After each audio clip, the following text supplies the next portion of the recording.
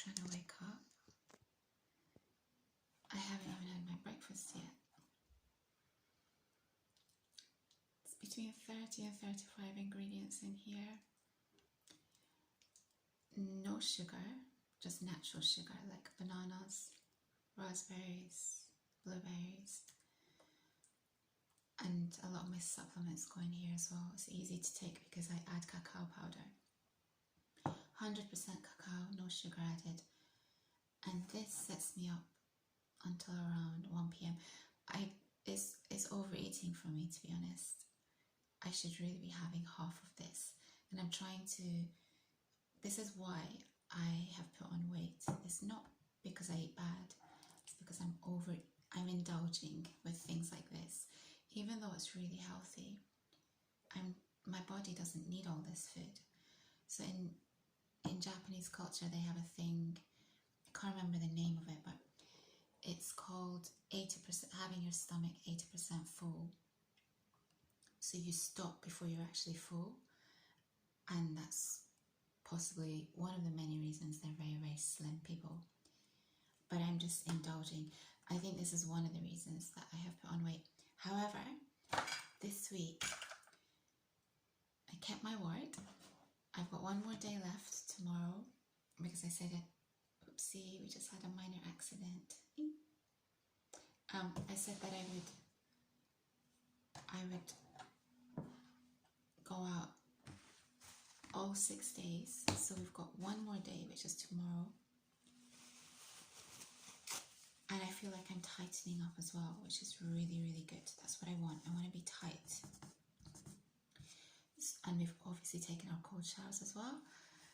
So next week, this coming week, the focus will be on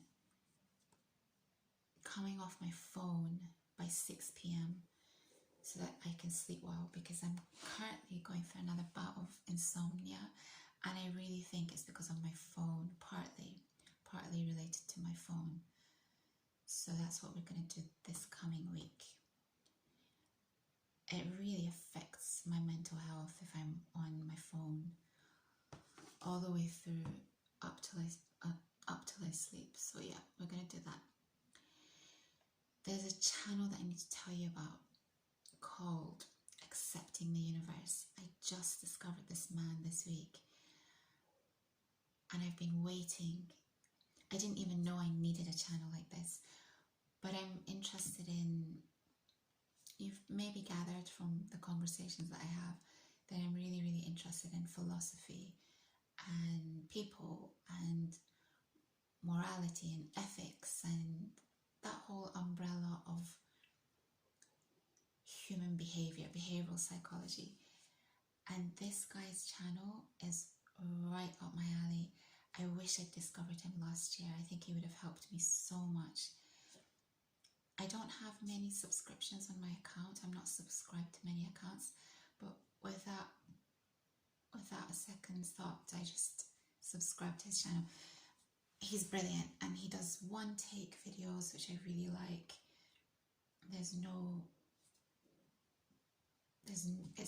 It's really innocent. It's a very pure channel.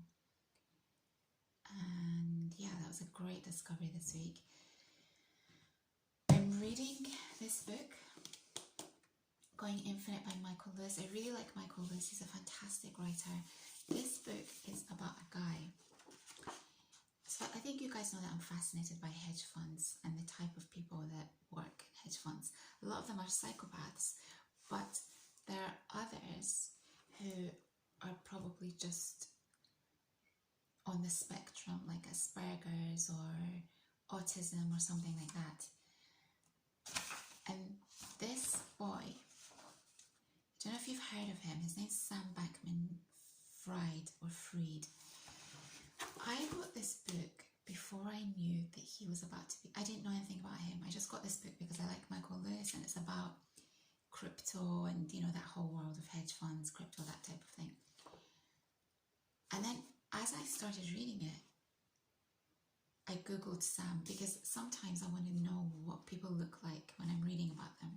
So I Google him, and this whole thing comes up about him. I don't know why I'm smiling. This is not a smiling situation.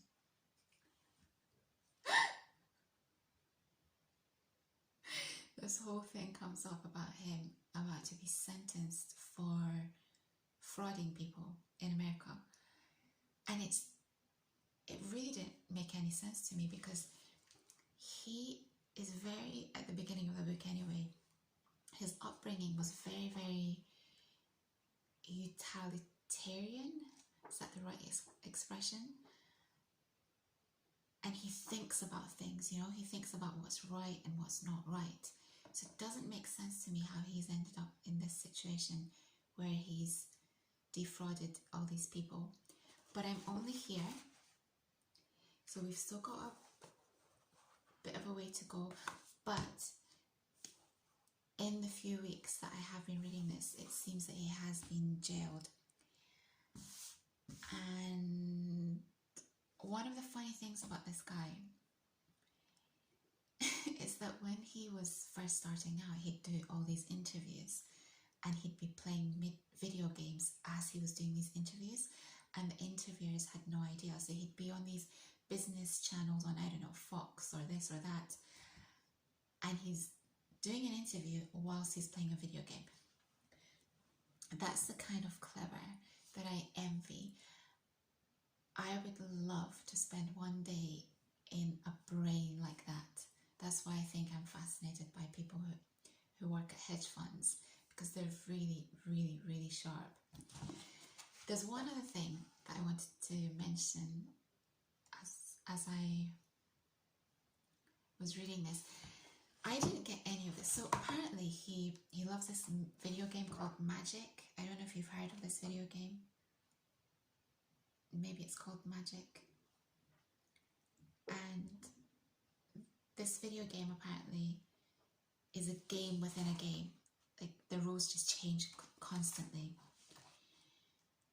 And later on, when he's applying to work for a hedge fund, it seems that that kind of thinking and that kind of ability comes in really handy, because the interview at the hedge fund, it's not an interview. It's like they are playing games with you in the interview, like poker or whatever, to see how you think. There are no right answers. They just want to see how you perform under pressure. And he's well set up for that because of the way his brain is, and also he's been playing this video game called Magic for who knows how long. So I love these little connections. But once he starts at this hedge fund, there's a trader who loves his ability to work out puzzles in games, and he's the only trader. Okay, one fellow trader still enjoyed dreaming up games and puzzles and putting them to Sam just to watch him play. Other people would have no idea what she was talking about, would not even see what the game was. Sam would not only instantly understand the game, but would play it beautifully. So for example, I didn't get any of these right, and I wonder if you'll get any of them right. So she says this to him. She says, "Perfume in the mail." And Sam replies, "Scent, scent." Scent as in post, scent, S-C-E-N-T as in scent, smell. I didn't get that. Then she says, "Britney Spears is no longer working." Idol. Didn't get that. Idol, I-D-L-E, idol, I-D-O-L. One more. A Goldman Sachs analyst discovers a cash flow model that predicts the future. Profit. P-R-O-F-I-T, P-R-O-P-H-E-T. He gets them all. So I'm really excited about this book because I really love the way Michael Lewis writes. And I've been going a little bit slow on purpose because I kind of don't want it to finish. But at the same time, like, how did this guy, with all these utilitarian beliefs, who's very moralistic in the way he thought, situation. I can't, I'm not going to Wikipedia it, I'm going to find out as I read. This has been the first book that's really, really got me excited this year, which is another reason that I decided to stop using my phone at 6 p.m. and just read until my bedtime. Okay, I'm going a little bit fast because I know I'm going to get cut off, and I might timestamp this video because there's so much in it, hopefully, if I don't get cut off. So there's this thing, one of the things I'm fascinated by, which I haven't gone into too deeply on this channel, but I kind of want to, but at the same time I'm holding back a little bit, is this whole manosphere thing. I've mentioned on this channel before that I think the men who are the head of the manosphere are kind of doing men a disservice with the information they're giving out. Not all of them. Some of them just want to help guys, and I think that's a really, really wonderful thing. But there are other ones who it's very clear that they've been burned somehow in the past, and they've become bitter about women, and they're just kind of passing that on to other men. And I think that's wrong. I think they should very openly say, you know, I wasn't lucky with women when I was younger. I just didn't have that thing that women were into. But obviously they're not going to say that to you, are they? Because they're making money off their channels. So, you know, when you're younger, you're so impressionable. But as you get older, you start to see nuances in everything, and you question a lot of things. For example, there's a female version of this manosphere. There's lots of female versions, but there's one girl who I talk about who I think is really sharp and really clever, and her name's Manifestel, and she's really helping women. At the same time, I can watch her channel and still look at it in a very objective way, but a lot of other people might not be able to. And I think she's quite a safe person actually for a woman. I think I would encourage men to watch what she's saying as well, because what's the point in listening to men who don't have a clue how women think? Similarly, I think women need to listen to good men who are in this space as well. Long story short, I could talk a lot more about this at detail, but just for now, there was this thing going around, and I don't know why this stuff comes to me, because I've avoided and I don't look at manosphere content anymore. I went through like a brief 1 or 2 month period where it just came into my zone, and I was just like, whoa, what's going on here? And then I realized how negative it was, and that the people it's targeting are people who have either been burned by women or struggle with women. And you know what the crazy, I'll come back to this other topic. Bear, remember Bear, Girl 150. It's okay to be a late bloomer. It's okay to, why is there an assumption that we have to settle down really fast or date, and let's go easy, let's take our time, let's put the brakes on this. If you're a late bloomer, lucky you, because that means that you'll have your 20s and maybe early 30s to develop yourself, while all these other people are going around doing this, that and the other. And so what ends up happening is that you become, or you are, super wholesome, and it's very attractive to women. It really is. So these alpha dudes and the ones that are really aggressive are not the kind of woman girls like me would date. I like guys like this man who, what's his channel called? Yes, he's easy on the eye, but that's not, maybe it's part of the reason why he's so, maybe, I'm not sure. potentially. Understanding the universe, that wasn't it. Accepting the universe. He's calm, he's so intelligent, and there's nothing bitter about him. He's just talking about something that he loves, and he's qualified in this topic, and it's serving all of humanity. It's serving men, women, dog, children. It's serving everyone. So that's the kind of man you kind of want to end up being. Not Tate, not no. If there are women that are attracted to that kind of man,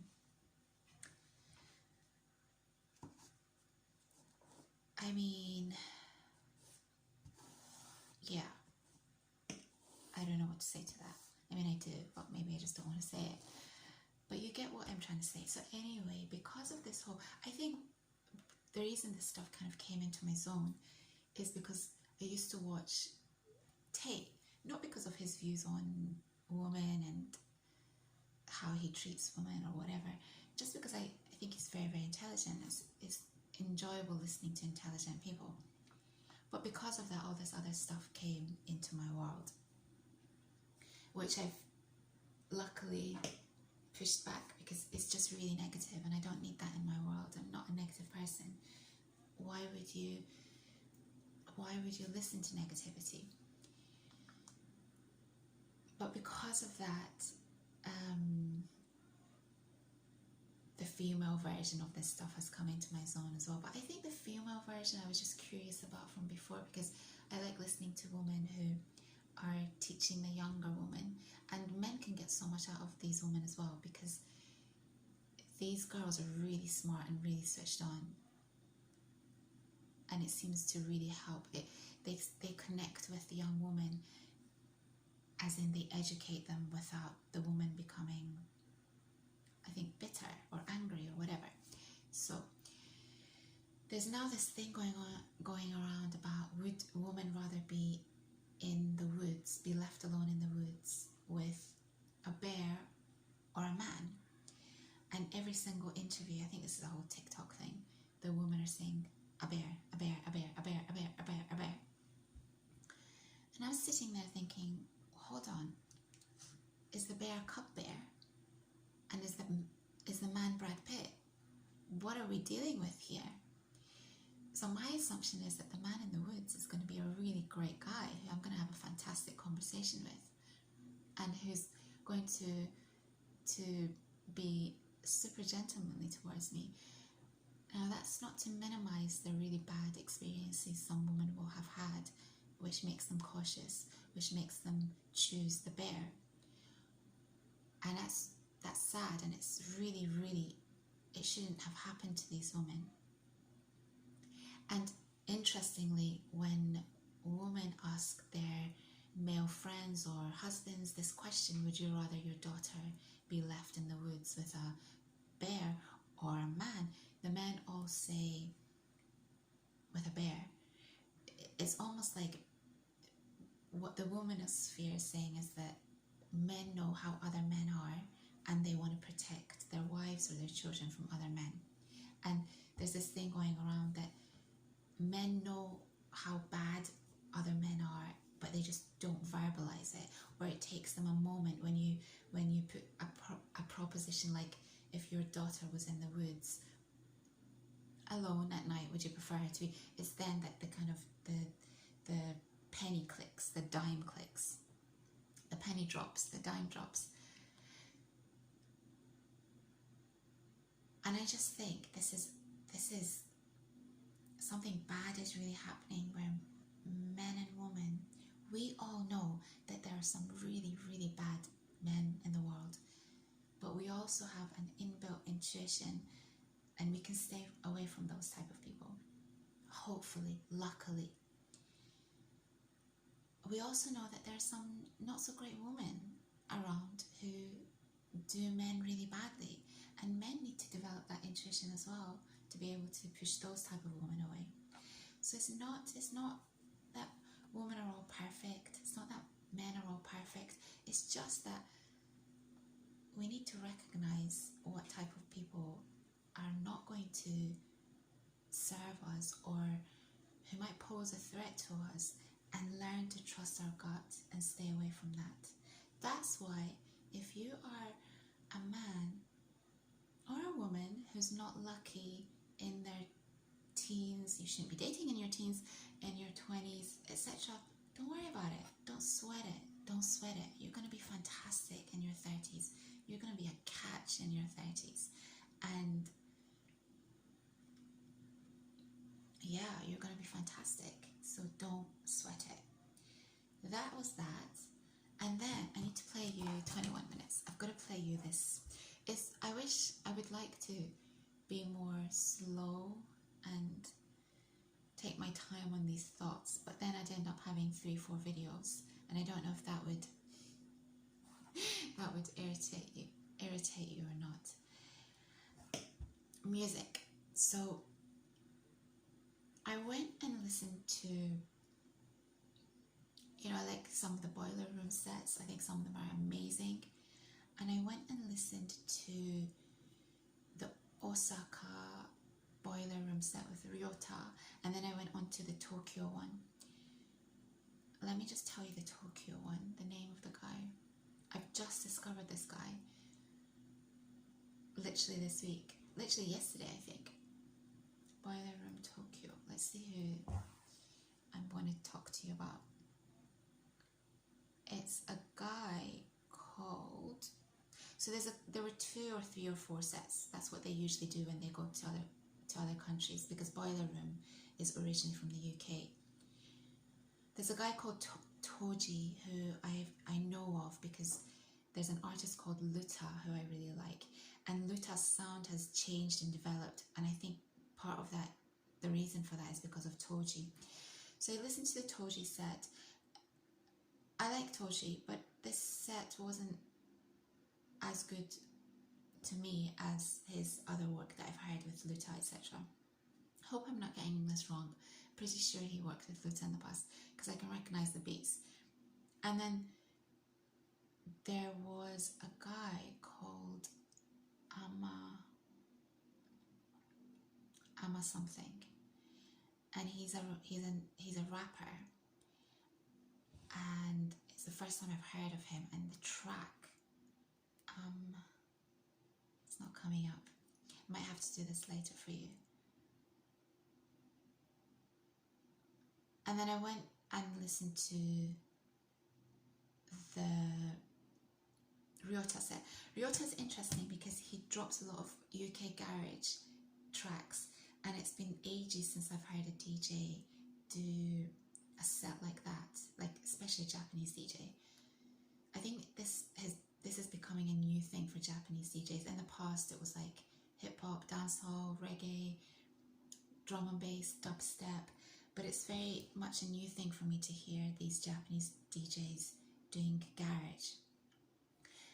Everyone's talking about how amazing the set is. I think his vibe is amazing, and I think he's good in terms of the tracks that he's choosing, but I think he still needs a little bit of time to develop because the way he's mixing is not perfect to me. But that's just my opinion. But I love his vibe and his energy, and I think he's going to go far. Interestingly, this is so funny. You need to go and listen to a Buddha Monk Tokyo Boiler Room set. I didn't know that. I've not heard this set, but I was going to tell you that this came up as I typed in Tokyo Boiler Room. I was going to tell you that one of the best sets I've ever heard in Tokyo is Buddha Monk. He's incredible. So now I've got Buddha Monk Boiler Room to listen to at some point this weekend. I don't know, the guy that I wanted you to hear is not coming up, and it's on this phone, so I might have to come back later and play you this track, which might be okay for you. I also want to tell you about the original Soft Boys, Japanese boys. I might do that as I'll find the name of this guy and then I'll connect it to Japanese boys and dating in Japan and Soft Boys, which seems to be something that's coming out which seems to be something that's being talked about a lot recently in this whole man-woman space. But I'm like, the Japanese were on this way before you guys. They've got like 20 years of experience in this. So yeah, but this, okay, I'm gonna go. But this boiler room set with this guy that I want you to hear, oh my gosh, just the vibe in this club. And then the set as well, the DJ is amazing, and obviously the MC, the rapper, is good. So I'll come back and do this later. For now, I need to have my breakfast and try and not have any accidents. And there was something else I wanted to talk about. Let me think. Hold up.